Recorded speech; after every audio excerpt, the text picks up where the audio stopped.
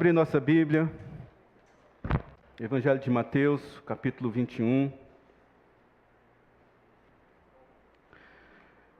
Hosana nas alturas. Mateus, capítulo 21. Nós estamos vivendo esse período de Páscoa. E nas próximas semanas, até a Páscoa, eu convido você para uma reflexão em torno desse momento da vida de Jesus. É uma história muito conhecida.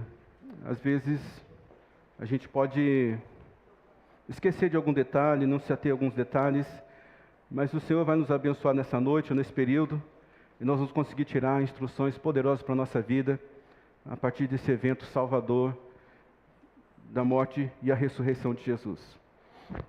Mateus 21, quando se aproximaram de Jerusalém e chegaram à cidade de Betfagé, ao Monte das Oliveiras, Jesus enviou 2 discípulos, olha que interessante, né?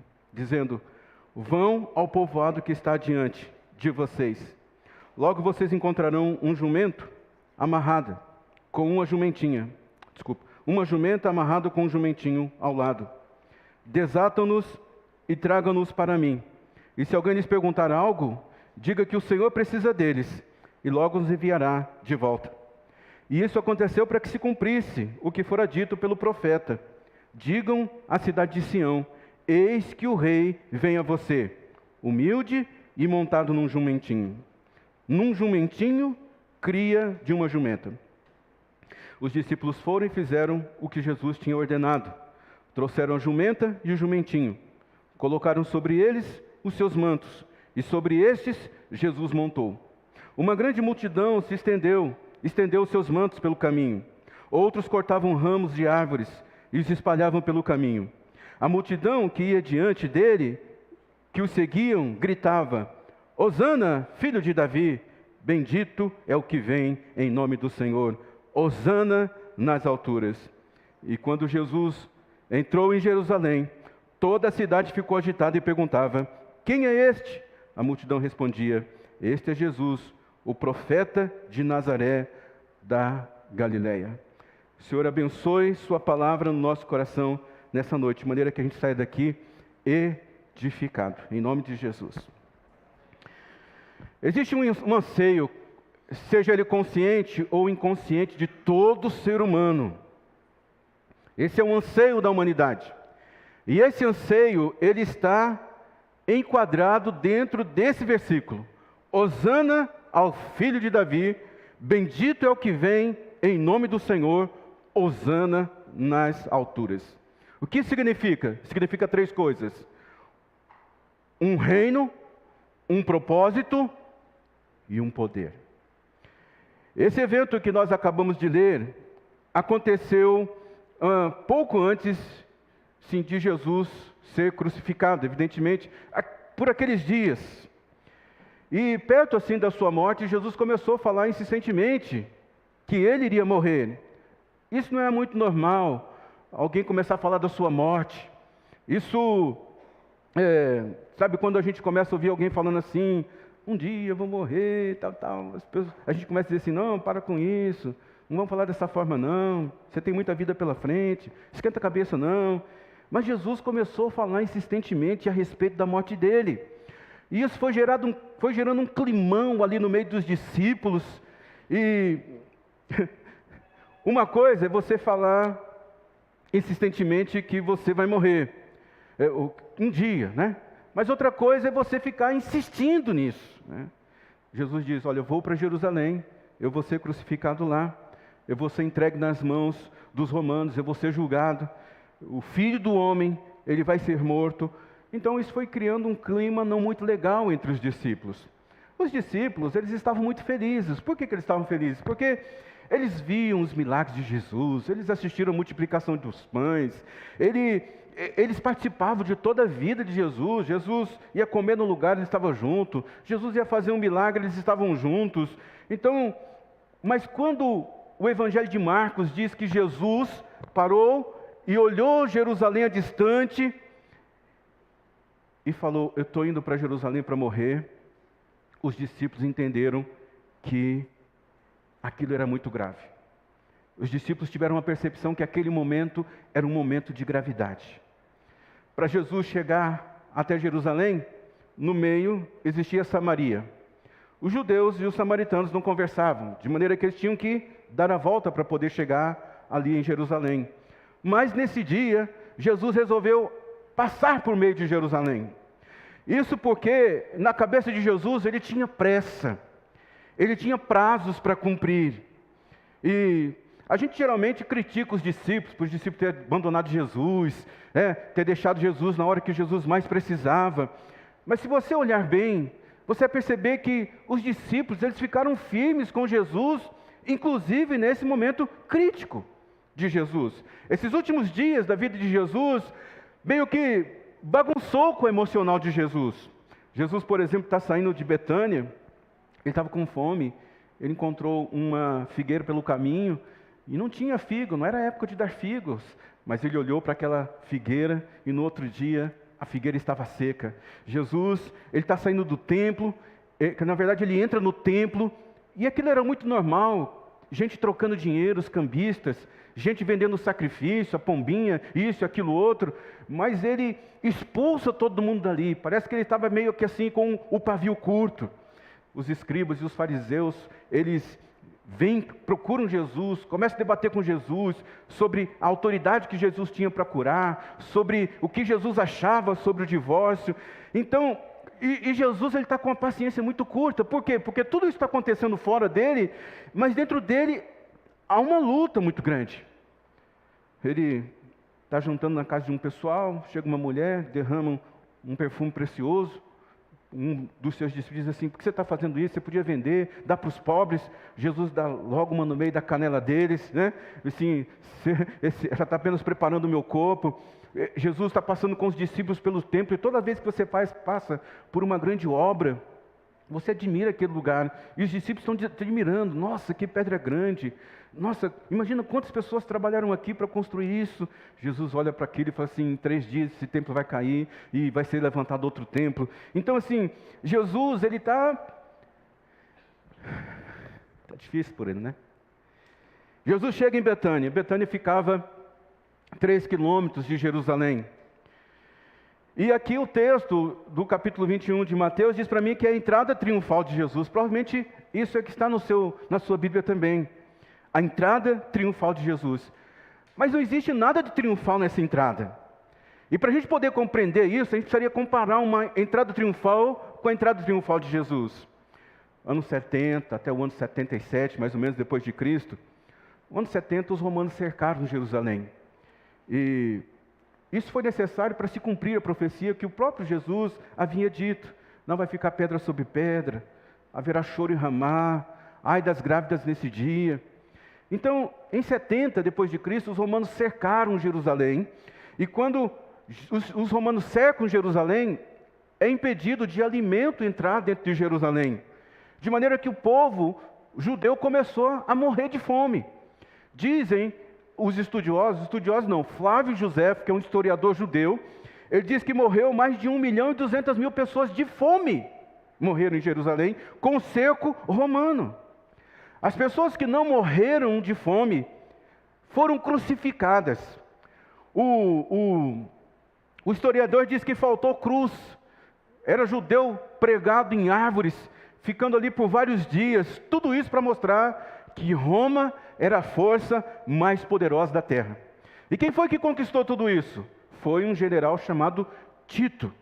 Tito, ele teve essa grande vitória sobre Jerusalém. Ele matou, crucificou, ele pegou todo o ouro do templo, ele escravizou mais de 60.000 homens. E quando o general Tito volta ali para Roma, aqui sim, todos os cidadãos romanos vão para a porta da cidade, todas as autoridades, há uma celebração como nunca houve. Tito entra na cidade de Roma com os 60.000 escravos na frente, ele entra em cima do seu cavalo branco, com o exército atrás marchando. Você deve ter ouvido já um exército marchando, né? Milhares e milhares de soldados marchando. Imagina, Ele chega com todo o ouro que ele havia saqueado do templo ali de Jerusalém. O pai de Tito estava morrendo nessa época. E Tito, quando ele entra em Roma, ele não entra apenas como um general vencedor de uma guerra. Ele está entrando também como um imperador. Há muita celebração. Há milhares de pessoas esperando ele. Foram construídas bustos, estátuas em nome de Tito. O primeiro arco do triunfo foi construído para esse general chamado Tito, em homenagem a ele. Então, ele entra na cidade com toda a riqueza, toda a pompa, toda a grandeza, em cima do seu cavalo branco, seu exército armado, assim, marchando. Pode imaginar isso? Cidade mais poderosa do mundo, mais rica do mundo, mais influente do mundo. Isso aqui é uma entrada triunfal. Mas a entrada de Jesus... A entrada de Jesus não tem pompa, não tem grandeza. Jesus entra em Jerusalém, ele não é acompanhado pelas autoridades da cidade, ele é acompanhado pelo povo simples. Simples demais. Mas essa entrada de Jesus em Jerusalém, ela é o cumprimento de uma profecia.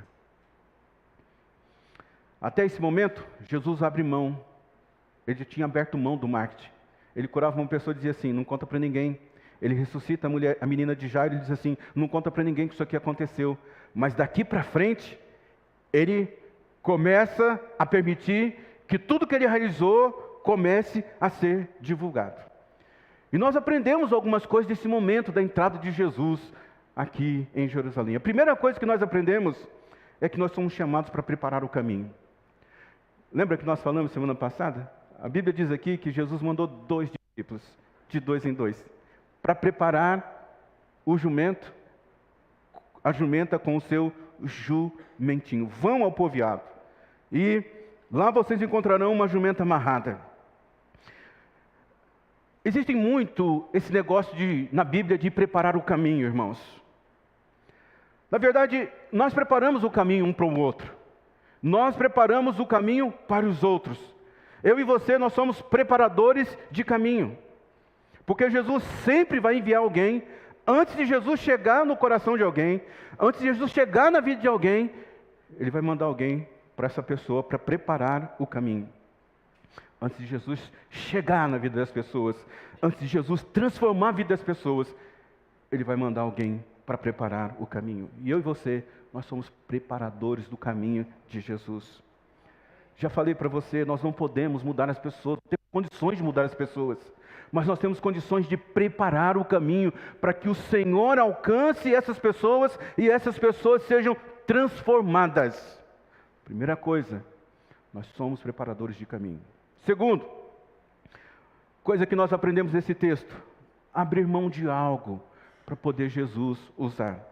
Ele diz assim, se alguém lhes perguntar algo, digam-lhes que o Senhor precisa deles.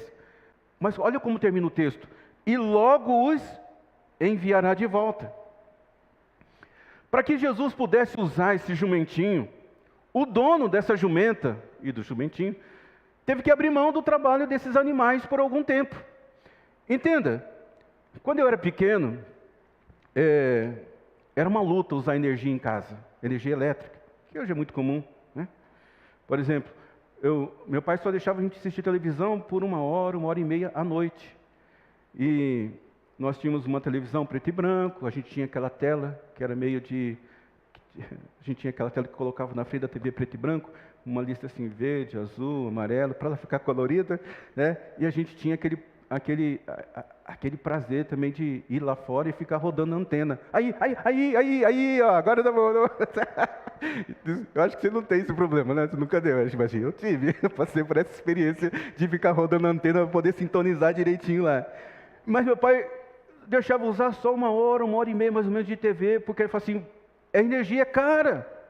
Pra você ter uma ideia, nós tomávamos banho nós não tomávamos banho de chuveiro elétrico. Nosso banheiro tinha um chuveiro elétrico, mas a gente tomava banho num balde que tinha uma ducha embaixo. Colocava água, puxava, deixava ele em cima, abria o registro e tomava banho com a água na temperatura natural. Imagina isso, que delícia. Hoje tá verão, é gostoso, mas naquela época de frio, meu amigo, até você ferver a água no fogão de lenha, colocar dentro do balde, subir e começar a tomar banho, quando a água descia, Aí já descia gelada, já sobre a gente. E por que meu pai fazia isso? Para economizar energia. Ele falava assim, é caro. E eu olhava para aquilo e falava assim, mas que muquirana. Não me deixa assistir televisão o tempo que eu quero e não me deixa tomar banho de água quente. Mas assim, hoje eu tenho família. Eu sei o que é pagar energia hoje. Então, meninão, você que fica aí direto no chuveiro, 1 hora, 2 horas, entendeu? Você que, né, vai entrando pela casa, acendendo todas as luzes que tem e nunca apaga, sabe? Um dia você vai pagar a sua energia. E você vai se lembrar, irmão, sempre que algo acontece na nossa vida, tem alguém por detrás pagando o preço. Pagando o preço. Hoje, para você estar aqui nesse momento, tem alguém pagando o preço. E a gente não entende. Esse jumentinho, então, ele está sendo usado ali e aquele homem está pagando o preço. Ele está com a hora do trabalho do animal parado. Tudo tem um preço, irmãos. Você pode olhar para a sua casa, ver uma casa, todo mundo unido, todo mundo bem. Ali tem alguém pagando o preço da oração. Ali tem alguém pagando o preço da humildade. Ali tem alguém pagando o preço de... Sabe quando vem aquela palavra assim, ríspida, e você engole? Não vou dizer agora não. Você vê uma pessoa andando, parece que Deus está abençoando a vida dela. Nossa, como Deus está abençoando? Tem um preço pago por detrás disso. Às vezes é hora de oração, é um tanto de jejum, são os votos, é a entrega que se tem no trabalho, no trabalho de ouvir a palavra, de pesquisar a palavra. Irmãos, Jesus entra com esse jumentinho. E olha o que diz o texto diz assim, se alguém perguntar, diga que logo eu vou devolver. Aí eu me lembrei de Jesus pregando ali na beira da praia, no mar, na verdade no mar da Galileia ali, ele está pregando, ele não tem um microfone como eu tenho, então as pessoas querem ouvir o que Jesus está falando. Então as pessoas começam a chegarem mais perto, e Jesus vai dando um passo para trás, daqui a pouco Jesus está dentro do mar. E ele vê um barco parado ali, os donos do barco ali adiante, limpando as suas redes. E Jesus diz assim, ei amigo, você me empresta o seu barco? O cara diz assim, ok, pode usar o barco. Jesus sobe no barco, passa uma temporada ensinando as pessoas, e depois quando termina de ensinar as pessoas, olha que coisa incrível. Jesus pediu o barco emprestado como pediu esse jumentinho emprestado. Ele disse assim, eu vou devolver o jumento daqui a pouco. Jesus usa o barco de Pedro e o seu irmão, e depois, ao devolver o barco para Pedro, ele diz assim, vão pescar, meninos. Eles falam assim, não, pescamos a noite inteira, não pegamos nada. Mas assim, vão de novo. E eles têm uma experiência que um pescador jamais teve na vida, de uma pesca maravilhosa. Isso significa dizer que tudo que eu tenho, e que eu permito que Deus use, Deus me devolve acrescentado. O mestre logo vai devolver o seu carro. O mestre logo vai devolver a sua casa que você usa para a célula. O mestre logo vai devolver o tempo que você investe no reino de Deus. O mestre logo vai devolver todo o empenho que você faz para o reino dele. Terceira coisa que aprendemos nesse texto: negociar o que você conhece pelo que Deus quer inaugurar de novo na sua vida. Então trouxeram o jumento, a jumenta e o jumentinho, e colocaram sobre eles os seus mantos, e sobre esses Jesus montou. Jesus senta no jumentinho, e ele começa então a entrar em Jerusalém. É diferente da entrada do imperador Tito, porque o imperador Tito, ele entra num cavalo branco, adestrado pelos melhores adestradores, entenda? É amansado pelos melhores amansadores. É aquele cavalo que tem a sua marcha alta, imponente, querendo dizer assim, que quem está sobre ele tem um grau enorme de importância. Mas Jesus, ele entra com um jumentinho que nunca foi montado. E é complicado você montar num jumento, você já teve essa experiência. Porque o jumento, ele pode empacar, você pode adestrar, treinar, mas se não quiser andar, ele empaca. E o texto diz que é um jumento que nunca alguém havia montado nele. Então, quando Jesus monta sobre esse jumento, ele não sabe qual vai ser a resposta do jumento. O que eu quero dizer assim, se o jumento vai trotar com ele, entendeu? Se o jumento vai empacar na entrada triunfal. Simplesmente, Jesus sobe e corre o risco que tem que correr. Eu não acredito que aquele jumento sabia que aquele homem que estava se montando sobre ele era o dono do universo que havia criado ele. Eu não acredito, porque na cabeça de jumento isso não cabe. Não cabe esse raciocínio na cabeça do jumento. Olha, é lógico que é muito fácil, gente, é muito mais fácil, muito mais garantido a gente entrar em coisas que já foram testadas, da gente entrar em ambientes que são previsíveis, entrar em ambientes que você já adestrou, que você já, assim, amansou, esses ambientes que agora são fáceis para você administrar. Mas às vezes Deus coloca a gente em situações completamente imprevisíveis. São ambientes onde nós não fomos testados, nossa fé não foi testada, nossa capacidade não foi testada, mas Deus nos coloca. E eu sei que muitos de nós, quando vemos ambientes como esse, a gente fica falando assim: meu Deus, será que eu vou dar conta? Será que eu tenho capacidade? Porque você não sabe qual é a resposta daquele ambiente, você não sabe qual é a resposta daquela coisa, mas Jesus montou sobre aquele jumentinho. E o Senhor quer que você saiba nessa noite que você vai começar algo na sua vida que você jamais imaginou começar. Você não testou ainda. Sua fé não foi testada nisso. Mas você vai ter a audácia da esperança. Você vai ter o impulso da fé. Você vai contrariar a ira do futuro. O que é a ira do futuro? Você olha para aquele quadro e diz assim: vai dar ruim. Todo mundo diz: vai dar ruim, não vai ser bom para você. Olha como você pode ficar. Você vai contrariar a ira do futuro, porque você vai abraçar esse lugar, mesmo não testado por você, mesmo não adestrado por você, mas você vai lá com a audácia da esperança de que Deus vai estar com você. Quarto, por trás de todo momento visível existe a influência daquilo que é invisível. Jesus vai entrando na cidade, não tem nenhuma opulência, não tem louvores, não tem grandiosidade, esplendor, não tem pompa, não tem luxo. Ele não está num cavalo branco, ele está num jumentinho. O texto diz aqui que uma grande multidão começou a estender os seus mantos. Aquele que não tinha manto, porque, gente, o povo judeu era um povo pobre. Aqueles que não tinham, tirou a roupa, um manto era aquele que cobria a roupa que tinha no corpo. Então tirou, aquele que não tinha roupa para tirar, cortou galhos de árvores, ramos e colocou sobre a rua para Jesus passar. Não havia pompa, mas você imagina, né? Jesus entrando na cidade de Jerusalém, sua entrada triunfal, ele está vendo essas pessoas simples, não tem ninguém lá importante na porta esperando ele, não tem nenhuma pompa dos grandes, tem apenas uma coisa simples. Mas o que Jesus tem em mente? A visão de Jesus é uma visão espiritual daquele momento. Jesus não tem uma visão material daquele momento. Cadê o sacerdote para me receber? Cadê o prefeito dessa... Não tem isso. Jesus, ele tem em mente o invisível. Você se lembra que quando Jesus foi preso ali no jardim, Pedro pega a sua faca e corta a orelha de Malco. Jesus pega a orelha de Malco, coloca no lugar e prende Pedro, dizendo: Pedro, você acha que se eu não quisesse, não teria aqui miríades e miríades de anjos para poder me defender, Pedro?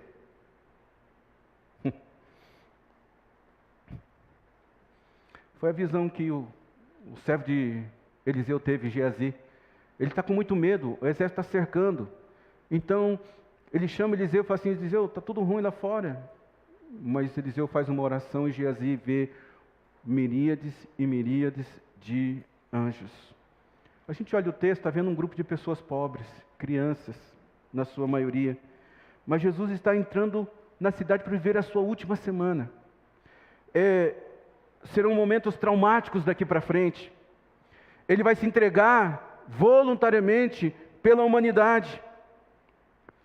Às vezes as pessoas, assim, elas estão vivendo um momento difícil na vida e acham que é só um momento difícil. Não é, irmão, não é só o visível. Tem algo invisível por detrás disso. Tem algo maior, tem algo mais poderoso. Existe uma guerra, existe uma batalha. Não olhe a vida só do ponto de vista natural. Assim, por trás da cortina da nossa existência, por trás da cortina do nosso momento, existe uma influência que a gente não vê. Por detrás do momento visível, existe uma influência daquilo que é invisível. Por detrás daquilo que eu penso ser a minha realidade, existe uma realidade mais profunda. Jesus está entrando em Jerusalém, no seu jumento, com um povo simples. E ele tem em mente o Salmo 24. Levantai, ó portas, as vossas cabeças. Levantai, ó entradas eternas. Entrará o Rei da Glória. Quem é esse Rei da Glória? O Senhor forte e poderoso, o Senhor poderoso da guerra. Levantai, ó portas, as vossas cabeças. Levantai, ó portas, ó entradas eternas. E entrará o Rei da Glória. Quem é este Rei da Glória? É o Senhor dos Exércitos. Ele é o Rei da Glória.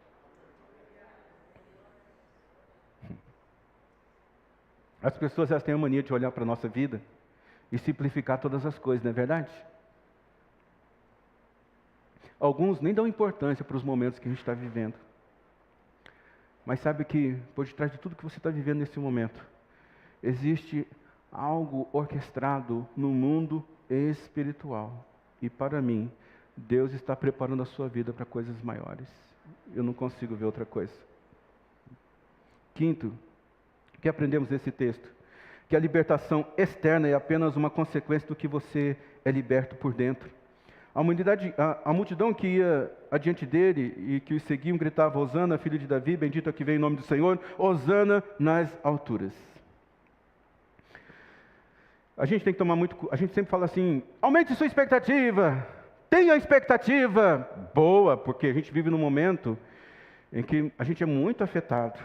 Então, geralmente a gente está com as nossas expectativas muito baixas. Mas você tem que entender que quanto maior a expectativa, assim, o mesmo nível de expectativa é o mesmo nível de decepção que você pode tomar daquilo. Isso é a regra na nossa vida. Então, os judeus, eles têm uma expectativa de que Jesus será o libertador político dele. Olha só, os judeus, eles viviam como cidadãos de segunda classe. Eles nasceram naquele lugar, eles cresceram naquele lugar, mas ali eles eram considerados cidadãos de segunda classe. A moral deles foi retirada, a riqueza deles foi retirada, eles viviam debaixo de altos impostos. Você não podia manifestar a sua fé do jeito que você queria.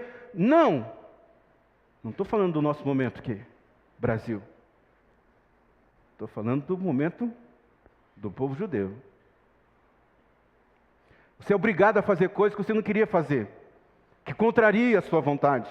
Você é considerado um cidadão de segunda classe. Eu acho incrível essas pessoas que vão ao poder.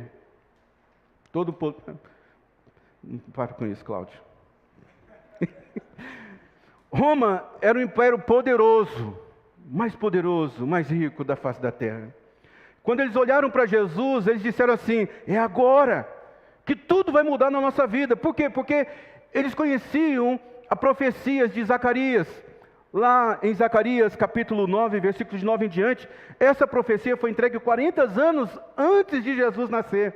E a profecia dizia assim: alegre-te muito, ó Sião, exulte, ó filho de Jerusalém, eis que o teu rei virá a ti, justo, salvador, pobre e montado num jumento, e sobre um jumento, filho de uma jumenta. E de Efraim destruirei os carros, de Jerusalém os cavalos, e o arco de guerra será destruído. Ele anunciará paz aos gentios, o seu domínio se estenderá do mar a mar, e desde o rio às extremidades da terra. Ainda quanto a ti, por causa do sangue da tua aliança, libertei os teus presos da cova que não havia água.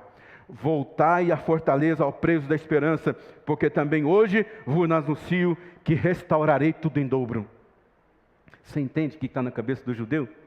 É Jesus, vai ser restaurado tudo em dobro. Esses soldados romanos vão ver o que vai acontecer com eles. Mas Jesus não veio para poder ter um libertador político ou de governo. Jesus não veio para ser um libertador externo, Jesus veio para ser um libertador interno. Quando Jesus entra na nossa vida, Ele começa a fazer uma transformação de dentro. E a gente chega a esse momento de ser restituído em dobro, irmão, porque, veja só, existem muitos, assim, o que Satanás faz para tirar uma pessoa do caminho de Deus, para tirar a pessoa do caminho que Deus traçou para ela, não está escrito no gibi. E assim, quando essa pessoa se volta para Jesus, as coisas começam a ficar melhor, é tudo em dobro, irmão. Alegria no seu casamento em dobro, sua felicidade na festa em dobro, os companheiros, a força que você tem em dobro, sabe, a esperança do futuro, ela é em dobro, mas tudo começa por dentro. Primeiro, antes de haver uma libertação externa, existe uma libertação interna. Jesus não veio para ser o nosso libertador externo, Ele veio para ser o nosso libertador interno, espiritualmente, mentalmente, emocionalmente. Quando essas coisas acontecem, não tem quem segura você. Essa pessoa, esse grupo de pessoas, eles tinham uma expectativa muito alta. Quando eles descobrem que Jesus não veio para ser um libertador político, qual é a reação deles? Lucas 23, 21. Crucifica-o, crucifica-o, crucifica-o. Deus vai transformar a sua vida. A gente sempre diz isso na igreja. Mas Ele vai começar dentro de você. Continue orando, continue jejuando, continue ouvindo, continue dependendo. Pastor, mas não está adiantando de nada. Tá. Há um acúmulo do céu dentro de você. Há um acúmulo das coisas de Deus dentro de você. Em uma hora, tudo vai ser restituído em dobro. Sexto, o que nós aprendemos? É interessante como a vida carrega essas ambiguidades, né? O povo está cheio de expectativa, colocando suas roupas no chão, celebrando o novo rei. Os discípulos, eles estão tristes, porque eles sabem que Jesus avisou eles, olha, estou indo para Jerusalém e eu vou morrer. Então, o povo está celebrando, Jesus está entrando, os discípulos estão do lado, e assim, eles estão dizendo, meu Deus, esse pessoal nem sabe o que está acontecendo, está todo mundo aqui em festa, mas o nosso mestre diz que ele vai morrer. E Jesus? Jesus está lutando consigo mesmo, irmão. O que é maravilhoso disso é que o nosso Salvador, ele foi humano como a gente. Às vezes a gente olha para... A gente luta com a gente mesmo. Alguns de vocês não queriam estar aqui hoje. Essa é a verdade. Você ficou lutando. Eu vou, eu descanso. Eu vou, eu fico. É assim. E Jesus teve isso também. Jesus estava lá no jardim e disse assim, se for possível, Deus, afasta. Jesus está na cruz, irmãos, antes dele dar o seu último suspiro, ele diz, Senhor, meu Deus, por que me desamparastes? É interessante como a vida carrega essas ambiguidades, e a gente precisa ter sabedoria. Irmãos, você faz tudo certinho, tudo certinho. Aí você olha um canto da sua vida e está desarrumado, aí você olha para o outro canto e fala assim, meu Deus, eu não esperava isso, está tudo fazendo certinho, porque tem essa ambiguidade. Eu não sei dizer para você porquê. Parece que essa é a sina da humanidade. Viver em ambiguidades. E a sua... Tem que ter sabedoria para lidar com esses momentos, irmãos. Não espane, não... Nós temos uma parte de nós que clama por Deus. Mas a gente tem dentro de nós uma parte que clama pela nossa humanidade. Eu quero Deus. Mas eu também quero satisfazer o desejo da minha carne. São as ambiguidades da vida. Nós temos uma parte de nós que queremos confiar em Deus, mas existe uma parte de nós que a gente acredita mesmo é no nosso braço. Tipo assim, se eu não fizer, não vai cair do céu. Irmão, vai cair do céu. Vai cair do céu. Ah, se eu não fizer, não vai cair do céu. Vai cair do céu. Vai cair. Não quer dizer que você vai ficar assim, né? Vai cair do céu. Vai. Algo vai acontecer do céu para você. Sétimo e último lugar. Existem 3 expressões da vida, 3 coisas que nos impulsionam, 3 coisas que nos representam. Um reino, um propósito e um poder. Essas foram as expressões da multidão. Primeiro clamor deles foi, Hosana ao filho de Davi. Quer dizer, nosso primeiro clamor é por um reino. Porque a palavra Hosana significa salva-nos. Então o que ela está dizendo? O que eles estão dizendo? Salva-nos, ó filho de Davi. Quem foi Davi? Davi foi um rei. Então quando ele diz, salva-nos, ó filho de Davi, ele está dizendo assim, eu quero me identificar com um reino. Todos nós nos identificamos com um reino. Todos nós queremos participar de um reino. Eles querem um governo, eles querem um reino que tenha leis saudáveis, eles querem um reino, um governo que tenha outros valores que dos romanos, eles querem um reino, um governo que não seja assim um governo como o do romano, que matava, que subjugava, não. O apóstolo Paulo, lá em Colossenses, ele tenta equacionar isso para a gente, ele diz assim, pois nele, quem? Pois ele, quem? Ele quem? Jesus. Nos resgatou do domínio das trevas e nos transportou para o reino do seu Filho amado, em quem temos a redenção, a saber, o perdão dos nossos pecados. Salva-nos. O clamor de um reino, ele tem um conjunto de valores. Um reino, ele tem autoridade.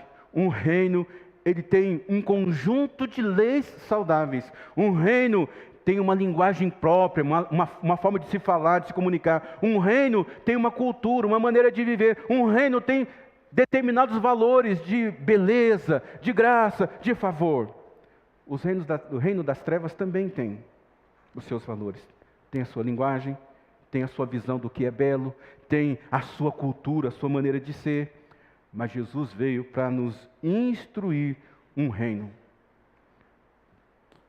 Os valores do céu, a cultura do céu, a linguagem do céu, a beleza do céu. Um reino.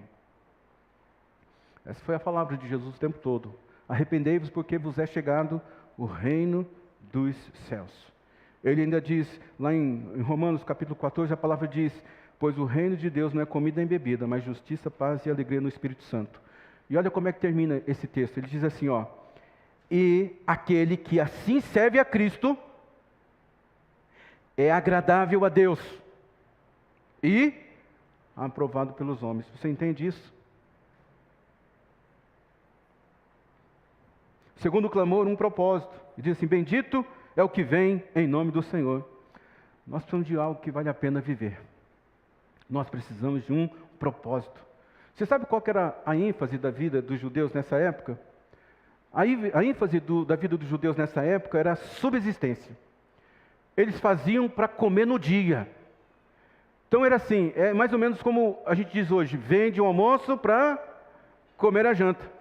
Eles trabalhavam apenas para comer para aquele dia e dar de comer para os seus filhos apenas aquele dia.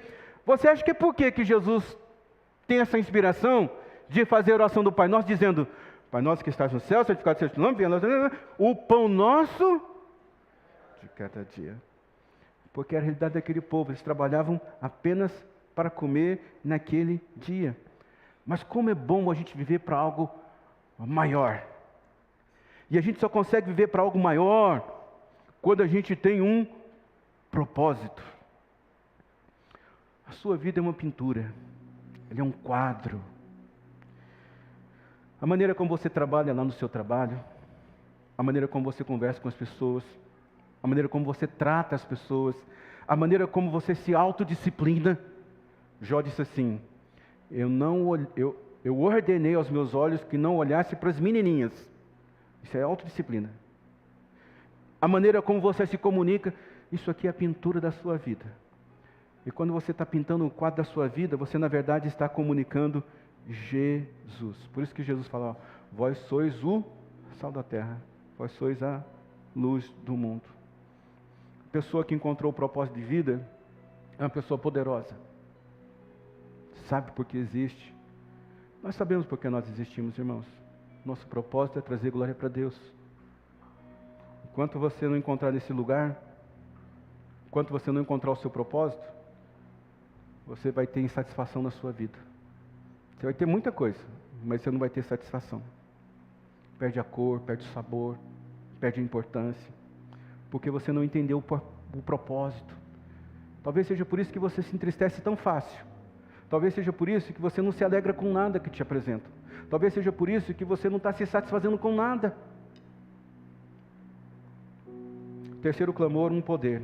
Hosana nas alturas. Hosana é salva-nos. Salva-nos nas alturas. Quer dizer, eu preciso de um poder que vem dos céus. Eu preciso de um poder sobrenatural. Eles querem uma salvação espiritual. Eles querem uma salvação sobrenatural. Eles querem a vida além da terra. Um poder. Hosana nas alturas.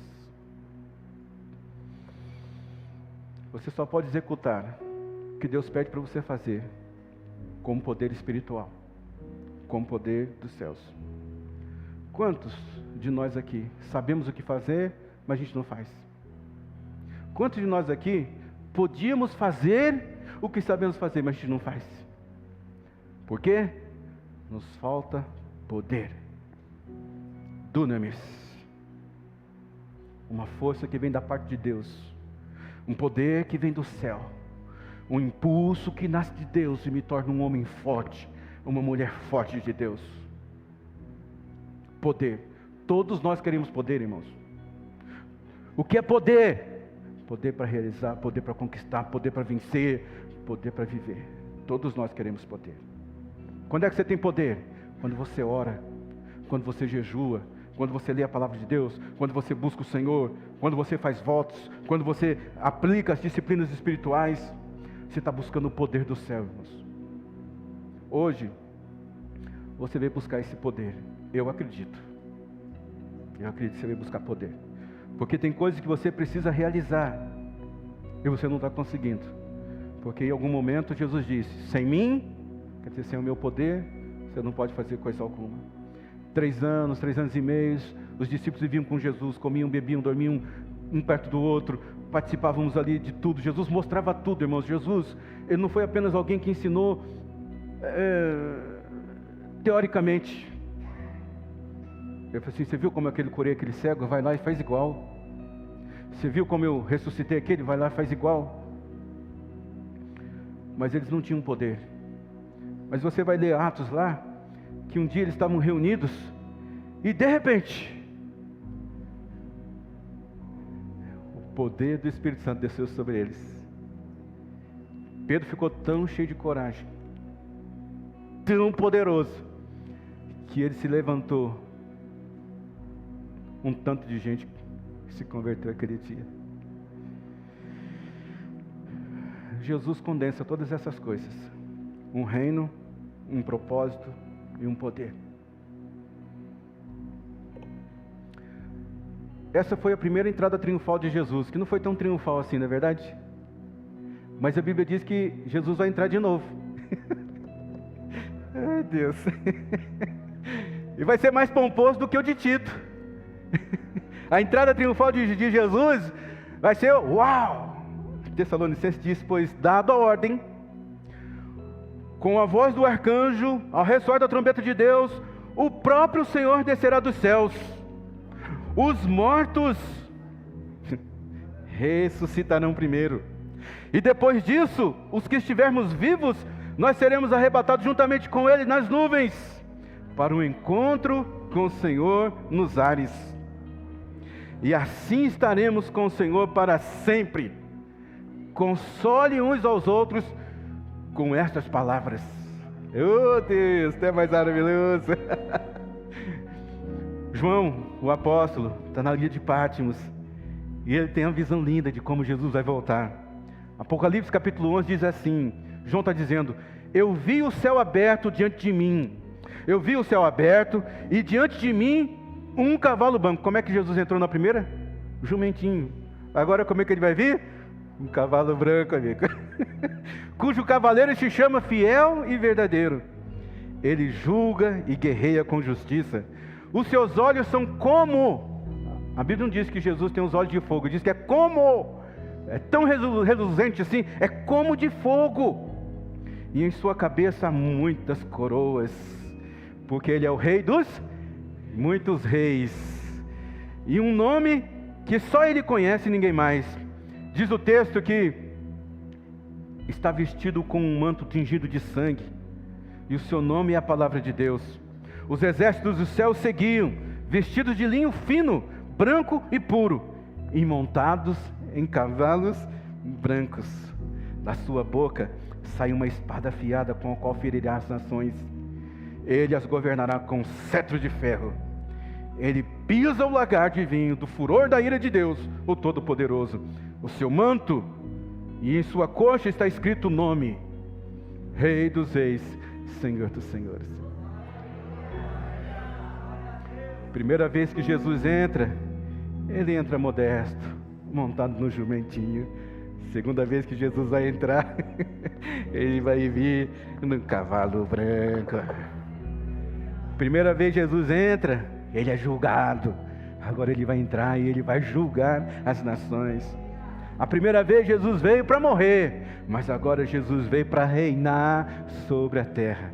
Primeira vez Jesus entrou humilhado, mas agora ele vai entrar exaltado. É esse reino que nós pertencemos, a esse propósito que nos é dado, e é nesse poder que nós podemos viver. Vamos ficar em pé, agradecer a Deus por dia, pela palavra. Obrigado, Deus, por sua palavra. Obrigado, Senhor, por nos dar consciência de que em Ti a gente tem um reino totalmente diferente desse que nós habitamos. Em Ti nós temos um propósito sublime de vida, e de Ti recebemos o poder que precisamos para vencer todas as coisas. Hoje, faz a Tua obra nos nossos corações. Hoje é mais um dia daqueles em que o Senhor acrescenta mais alguma coisa em nossa vida, a fim de que nosso interior seja transformado e no exterior apresente a boa obra que o Senhor está fazendo em nossos corações. Nós oramos agradecidos no nome santo de Jesus. Amém. Deus abençoe a sua semana. Deus abençoe a sua vida. Nos vemos daqui a pouco em nome de Jesus.